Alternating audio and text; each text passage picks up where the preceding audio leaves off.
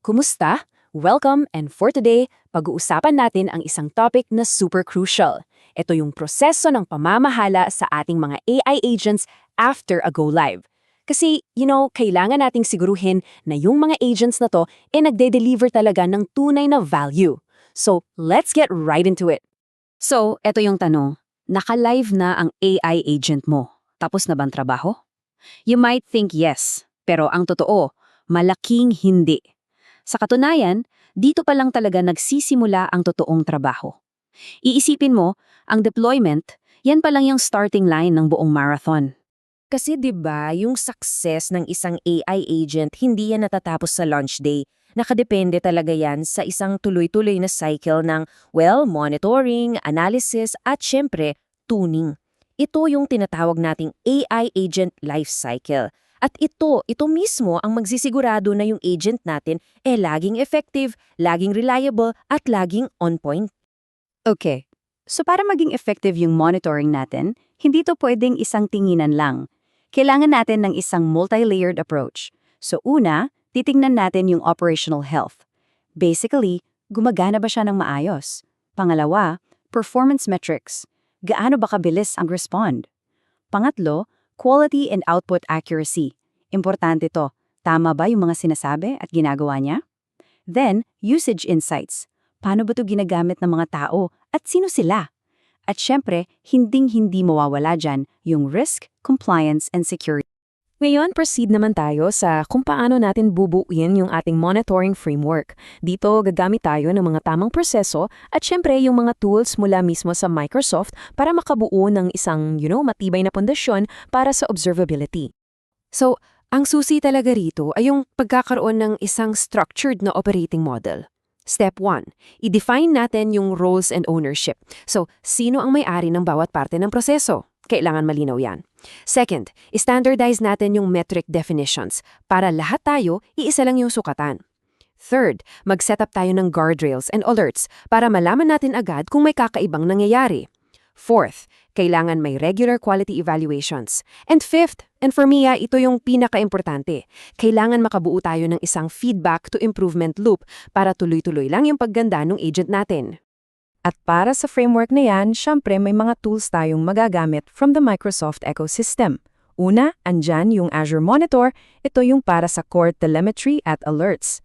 Next, Microsoft 365 Admin Analytics para makita natin yung usage and adoption trends. Then, Copilot Analytics dashboards for very specific agent insights. Meron ding Power Platform Admin Center para sa health ng buong environment. At kung meron kayo, Enterprise Observability Platforms para sa isang, single pane of glass view ng lahat. Ito, tingnan nyo tong example ng isang monitoring dashboard. Sa isang sulyat pa lang, gets mo na agad yung performance ng bawat agent. Yung sales helper, wow, 98% success rate at pataas ang usage. Galing! Yung ops agent naman, steady lang, okay yan. Pero, yung finance advisor, 86% lang yung success rate, ang daming errors, tapos pababa pa yung usage, o yan. Yan yung kailangan nating investigate agad. Okay, so may data na tayo from monitoring. Anong next? Yung analysis, of course. Dito natin pag-uusapan kung paano natin gagawing actionable intelligence, yung mga system logs at yung direct user feedback. Kasi dito talaga natin malalaman yung mga tunay na problema at yung mga opportunities for improvement. So, para maging organisado, kailangan i-categorize natin yung backlog. Halimbawa, sa accuracy, baka mali yung interpretasyon ng agent sa tanong. Sa knowledge, baka luma na yung documents na pinagkukunan niya ng sagot.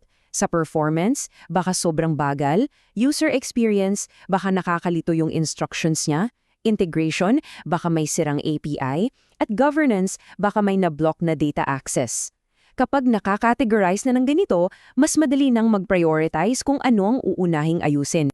Guys, ito sobrang importante nito.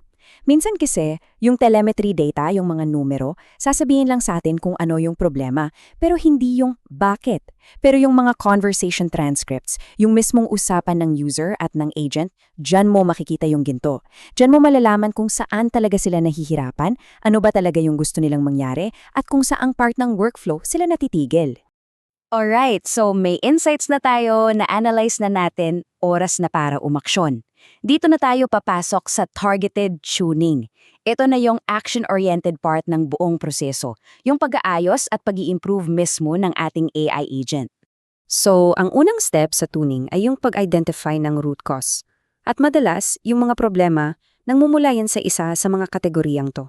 Pwedeng sa model o sa prompt mismo, pwedeng may knowledge gaps, pwedeng may sira sa integration, pwedeng mali yung configuration, o baka may humaharang na governance policy. Yung pag-alam kung saan talaga nanggagaling yung issue, yan ang susi para maayos yan ng mabilis. At itong table na to, perfecto. Ipinapakita niya yung isang systematic if-then pattern for troubleshooting. So, for example, kung ang problema ay incorrect responses, malamang knowledge gap yan. So, ang kailangan mong gawin, i-update yung content. Kung mabagal naman, baka sobrang komplikado ng workflow, so kailangan i-optimize. Kung blocked yung actions, baka governance policy yan, so i-adjust yung roles. Gets nyo? Yung ganitong structured approach, yan ang susi sa mabisang troubleshooting. At yung tuning mismo, may iba't ibang layers yan. Yung pinakamalaking chunk, 40%, ay usually knowledge tuning, pag-update ng mga knowledge files, pagdagdag ng bagong info. Sumunod, yung behavioral tuning, yan yung pag-refine ng instructions ng agent. Meron ding performance tuning para sa pag-optimize ng workflows at syempre governance-aligned tuning para masiguradong compliant pa rin yung agent natin sa rules ng company. So, para masigurado natin yung pangmatagalang reliability ng ating AI, kailangan nating tandaan na ito ay isang continuous cycle, hindi ito natatapos. Gagamitin natin yung telemetry para mapanatili yung mataas na performance at reliability habang tumatagal. So, balikan natin yung telemetry at aralin kung paano basahin yung mga signal. Kung biglang bumagal or may latency increase, baka overloaded yung model. So, kailangan i-optimize yung workflow. Kung sobrang taas ng token usage, baka masyadong madaldal yung sagot ng agent, so kailangan i-adjust yung prompt. Kung biglang dumami yung errors, i-check agad yung mga integrations. At kung bumaba yung quality ng sagot, baka may model drift na nangyayari, so kailangan i-update yung knowledge sources. At para maging consistent tayo, mahalaga na may sunusunod tayong repeatable process. Okay, so una, i-monitor yung key metrics para magkaroon tayo ng baseline, yung normal.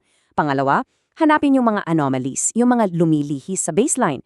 Pangatlo, i-correlate yung signals mula sa logs at user feedback.